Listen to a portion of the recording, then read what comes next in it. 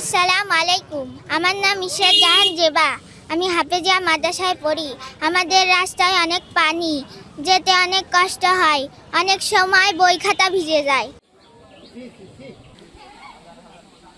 যেতে লাগলেও ভিজে যায়, আসতে লাগলেও ভিজে যায়, আমরা তাই জন্য যা আশা করতে পারি না। আমার এই রাস্তার দুর্ভোগের কথা শুনলে আমার কলেজে যাওয়ার আনন্দটাই ইচ্ছাটাই হারিয়ে যায়। খুব দুর্ভোগ হচ্ছে, প্রতিনিয়ত আমরা দুর্ঘটনার শিকার হচ্ছি। অতিরিক্ত সাপের উপদ্রব আছে।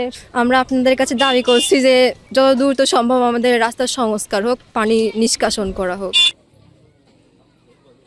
আমাদের মহারাজপুরে প্রায় 3টা শিক্ষা প্রতিষ্ঠান আছে, যেখানে প্রায় অনেক স্টুডেন্টই সেখানে যাতায়াত করে। এই রাস্তায় প্রত্যেক বছর আমার দেখা প্রায় 10 বছর যাবৎ এই রাস্তায় পানি উঠে থাকে। প্রত্যেক বছর এই সময় এত কষ্টের মধ্যে দিয়ে স্টুডেন্টের যাওয়া আসা অনেক কষ্টসাধ্য, যার মাঝে মাঝে আমাদের বই খাতা ভিজে যায়, জামা কাপড় পোশাক ভিজে যায়।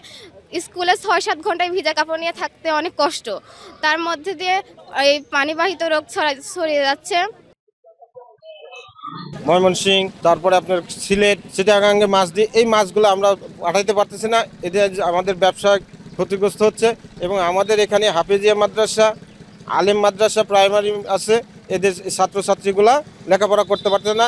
রাস্তায় আসলে পড়ে যাচ্ছে, বই খাতা ভিজে যাচ্ছে, বাড়ি চলে যাচ্ছে। তাই আপনাদের মাধ্যমে আমরা ঊর্ধ্বতন কর্তৃপক্ষকে জানাতে চাই আমাদের এই জলবদ্ধতা স্থায়ী একটা সমস্যা সমাধানের জন্য।